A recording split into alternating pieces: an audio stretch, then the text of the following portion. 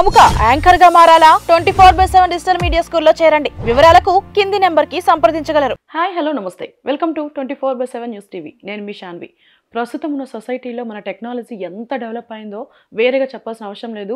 ఒక పాజిటివ్ వేలో మన టెక్నాలజీని ఎంత అయితే యూస్ చేస్తున్నామో నెగిటివ్ వేలో కూడా అంతే ఎక్కువ వాడుతున్నారని చెప్పుకోవచ్చు. లైక్ ప్రెజెంట్ సిచ్యువేషన్స్లో మనం చూస్తున్నాం, లైక్ ఫోన్ హ్యాక్ కానివ్వండి, లేదంటే మన ఫొటోస్ మార్ఫింగ్ కానివ్వండి, లేదంటే వీడియో కాల్స్ న్యూడ్గా అమ్మాయిలు కానీ అబ్బాయిలు కానీ తేడా లేకుండా ఇట్లా చాలా జరుగుతున్నాయి. మరి వీటన్నిటికీ రీజన్ ఏంటి అంటే హ్యాకింగ్. మరి హ్యాకింగ్ అంటే ఏంటి, అసలు ఎలా జరుగుతుంది, అసలు ఈ ప్రాసెస్ అంతా ఏంటి అనేది మనకి క్లియర్గా ఎక్స్ప్లెయిన్ చేయడానికి మనతో పాటు ఎథికల్ హ్యాకర్ అండ్ అలాగే సైబర్ సెక్యూరిటీ ఎక్స్పర్ట్ అన్న విశ్వనాథ్ గారు ఉన్నారు. మరి ఆయనతో మాట్లాడదాం. హాయ్ అండి, నమస్తే, ఎలా ఉన్నారు? ఫైన్, మీరు ఎలా ఉన్నారు? బాగున్నా అండి. Yeah, first as a ethical హ్యాకర్గా అసలు ఎథికల్ హ్యాకింగ్ అంటే ఏంటి, హ్యాకింగ్కి ఎథికల్ హ్యాకింగ్ డిఫరెన్స్ ఏంటి? లైక్ హ్యాకింగ్ అంటే ఏంటంటే ఇల్లీగల్ వే అంటారు. ఇప్పుడు మనం మీడియాలో చూస్తున్నాం కదా, రోజు వస్తున్న న్యూస్ ప్రకారం లైక్ క్రెడిట్ కార్డ్ హ్యాక్ అవుతున్నాయి, లేదంటే ఫేస్ మార్ఫింగ్స్ అవుతున్నాయి, లేదంటే ఇలాంటివన్నీ కూడా ఇల్లీగల్ అవుతాయి. అంటే ఏంటి అంటే లైక్ పర్మిషన్ లేకుండా వాళ్ళ డేటాని స్టీల్ చేసి దాన్ని ఇల్లీగల్గా యూజ్ చేసేదాన్ని మనము హ్యాకింగ్ అని చెప్పి పిలుస్తాం.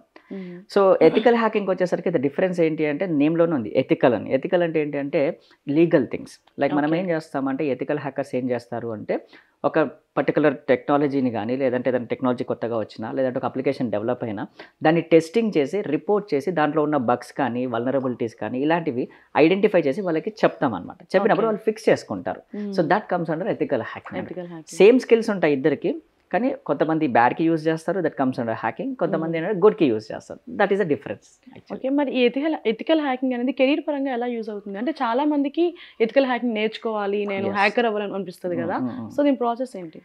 ఇక్కడ లైక్ కెరియర్ పరంగా చూసుకుంటే ఎథికల్ హ్యాకింగ్లో చాలా మంచి కెరియర్ ఉంది. ఇప్పుడున్న ప్రజెంట్ సిచ్యువేషన్స్లో గ్రాఫ్ తీసుకుంటే ఒక 10 years బ్యాక్ గ్రాఫ్ తీసుకుంటే లైక్ సైబర్ సెక్యూరిటీ మీద ఎక్కువ కాన్సన్ట్రేట్ చేయలేదు ఎవరు కూడా. Maximum like development like Java and ఇవన్నీ చెప్పేసి దాని మీద డెవలప్మెంట్ మీద ఎక్కువ కాన్సన్ట్రేట్ చేస్తారు.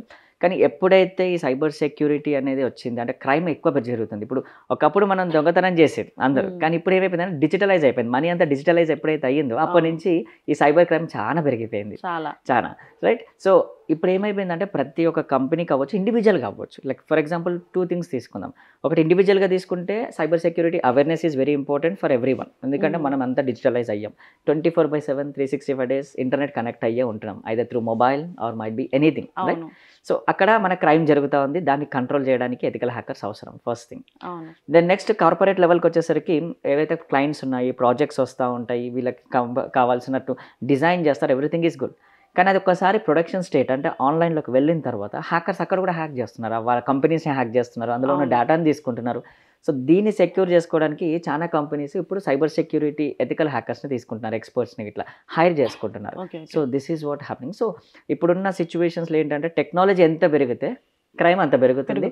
దాంతోపాటు మన ఎథికల్ హ్యాకర్స్కి సైబర్ సెక్యూరిటీ వాళ్ళకి కూడా ఇంపార్టెన్స్ అంతే పెరిగింది ఇప్పుడు ప్రెసెంట్. సో ఆల్మోస్ట్ ఇప్పుడున్న సిచ్యువేషన్స్లో చూస్తే ఏ జాబ్ పరంగా చూసుకున్నా cyber security is ever green subject. First thing I will tell you, ever green subject. ఇంకా రాబోయే రోజుల్లో కూడా ఇంకా టెక్నాలజీ పెరుగుతుంది కాబట్టి చెప్పలేం, క్రైమ్ రేట్ కూడా పెరగొచ్చు. ఇప్పుడు ఉన్న ప్రజెంట్ సిచ్యువేషన్ చెప్పాలంటే ఏఐ తీసుకుందాం, ఆర్టిఫిషియల్ ఇంటెలిజెన్స్. అది 2 ways, గుడ్ బ్యాడ్ దాంట్లో కూడా ఉన్నాయి. గుడ్ దేనికి అంటే లైక్ ఆటోమేషన్ చేయడానికి, ఓకే. సో వర్క్ని ఒక 10 members చేసే వర్క్ని with in fraction of minutes or హవర్స్లో ఆ వర్క్ అనేది మనం ఏఐతో చేసుకోవచ్చు. చాలా అందరూ కూడా మైగ్రేట్ అవుతున్నారు. కానీ అదే ఏఐని deep fake AIs, like example చెప్పాలంటే ఇప్పుడు ఒక ఫోటోగ్రాఫ్ ఉంది నాకు, ఫర్ ఎగ్జాంపుల్ ఒక హ్యాకర్కి ఒక ఫేస్బుక్లో నుంచి ఒక ఫోటోగ్రాఫ్ తీసుకొని దాన్ని మార్ఫ్ చేసి పంపించేయచ్చు మొత్తం వీడియోస్. ఇప్పుడు మనం మాట్లాడుతున్న న్యూడ్ కాల్స్ అవ్వచ్చు, ఏదైనా కూడా మొత్తం ఏఐతోనే అవుతున్నాయి ఇవన్నీ కూడా. ఎందుకంటే ఒకప్పుడు ఫోటోషాప్, అడాబ్ ప్రీమియర్ ఇలాంటి సాఫ్ట్వేర్లు యూజ్ చేసేవాళ్ళు ఎడిటింగ్ కోసం, ఇప్పుడు అవసరం లేదు, ఏఐ వచ్చేసింది, ఏఐతో అన్ని పని అవుతుంది. సో దాన్ని కంట్రోల్ చేయడానికి కూడా సైబర్ సెక్యూరిటీయే కావాల్సింది అట్ ఎనీ కాస్ట్. మీరు అన్నట్టు న్యూడ్ కాల్స్ కూడా లైక్ ఎక్కువగా పొలిటీషియన్స్లో చూస్తూ ఉంటారు న్యూడ్ కాల్స్. వాళ్ళు ఏమంటారు అంటే అందులో నేను లేను, హ్యాక్ చేస్తా, లేదంటే ఫేస్ మార్ఫింగ్ చేశారంటారు.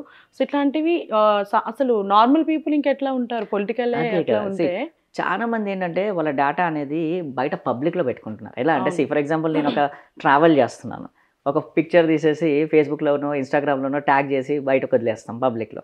అందులో ఉన్న photo is more than enough for అనే హ్యాకర్ యాక్చువల్లీ చెప్పాలంటే. ఇల్లీగల్ పీపుల్ చేయాలి అనుకుంటే ఆ ఫోటోని తీసుకొని మార్క్ చేసేయచ్చు ఈజీగా. ఒక వీడియో ఒక ఫోటో ఉంటే చాలా మార్క్ చేసేయచ్చు, ఈజీగా చేసేయచ్చు, విత్ ఇన్ ఫ్రాక్షన్ ఆఫ్ మినిట్స్లో అయిపోతుంది అది. అలాంటి అప్లికేషన్స్ కూడా వచ్చాయి చాలా, ఆన్లైన్లో చాలా ఉన్నాయి ఇలాంటి అప్లికేషన్. అది ఫేకా రియలా అని గుర్తుపట్టడం కూడా చాలా కష్టం అవుతుంది, అంత పర్ఫెక్షన్తో వస్తున్నాయి ఇప్పుడు. రీసెంట్గా మన సెలబ్రిటీస్ వీడియో కూడా చూసాం, లైక్ రష్మిక వాళ్ళది కూడా నేను కాదు అని చెప్పుకోవాల్సి వచ్చింది, సెలబ్రిటీస్ కూడా రెస్పాండ్ అయ్యారు దానికి. సో చాలా ఈజీగా అయిపోతుంది. అదే అంటున్నాను, టెక్నాలజీ పెరుగుతున్నప్పుడు క్రైమ్ కూడా పెరుగుతుంది అలా.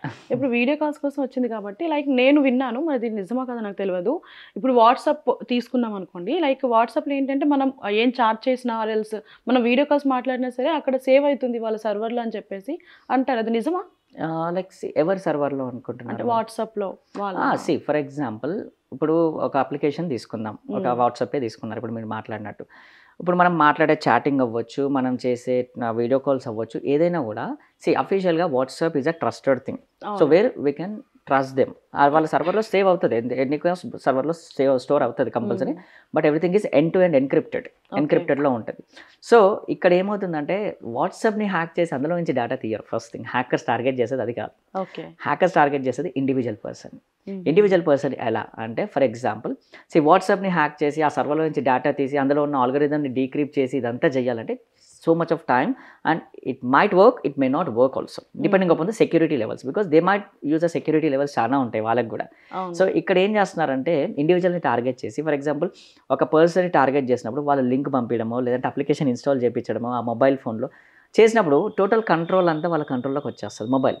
నౌ మీరు వీడియో కాల్ మాట్లాడుతున్నప్పుడు I can monitor that phone, I can see that phone, where I can record that screen కదా, స్క్రీన్ రికార్డ్ చేసే ఛాన్సెస్ ఉన్నాయి.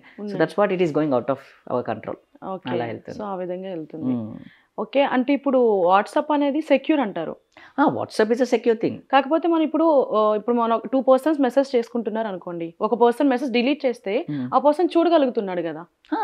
దానికి అప్లికేషన్స్ చాలా ఉన్నాయి, లైక్ నోటిఫికేషన్స్ కింద. ఇప్పుడు మీరు ఒక మీరు పెట్టారు ఫర్ ఎగ్జాంపుల్ ఒక మెసేజ్ పెట్టారు, సో వెంటనే డిలీట్ చేశారు, ఆ లోపు నేను చూడకముందే డిలీట్ చేశారు అనుకుందాం. సో దానికి కొన్ని వాట్సాప్కి సంబంధించిన కొన్ని థర్డ్ పార్టీ అప్లికేషన్స్ ఉంటాయి. ఆ థర్డ్ పార్టీ అప్లికేషన్స్ ఏం చెప్తుందంటే నోటిఫికేషన్ వచ్చిందని చూపిస్తుంది మనకి. ఆ నోటిఫికేషన్లో మనం చూసుకోవచ్చు, రిట్రీవ్ చేయొచ్చు అక్కడి నుంచి. కాకపోతే అది ఎలా వస్తుంది అని మీకు డౌట్ రావచ్చు, వాట్సాప్ దగ్గర సర్వర్ లేదు కదా ఎలా వస్తుందని. మీరు ఆ అప్లికేషన్ ఎప్పుడైతే ఇన్స్టాల్ చేస్తారో అక్కడ అలో అని ఆప్షన్స్ అడుగుతుంది. మీరు ఏ అప్లికేషన్ ఇన్స్టాల్ చేసినా కొన్ని అలో అని ఆప్షన్స్ అడుగుతుంది కదా. అంటే మనమే పర్మిషన్స్ ఇస్తున్నాం ఆ అప్లికేషన్కి, where they can read our messages, right? That's what. WhatsApp ఇవ్వదు పర్మిషన్, మనం ఇస్తున్నాం పర్మిషన్, అలో చేస్తున్నాం మనమే. అంటే మనమే పర్మిషన్స్ ఇస్తున్నాం ఆ అప్లికేషన్కి, where they can read our messages, right? That's what. WhatsApp ఇవ్వదు పర్మిషన్, మనం ఇస్తున్నాం పర్మిషన్, అలో చేస్తున్నాం మనమే.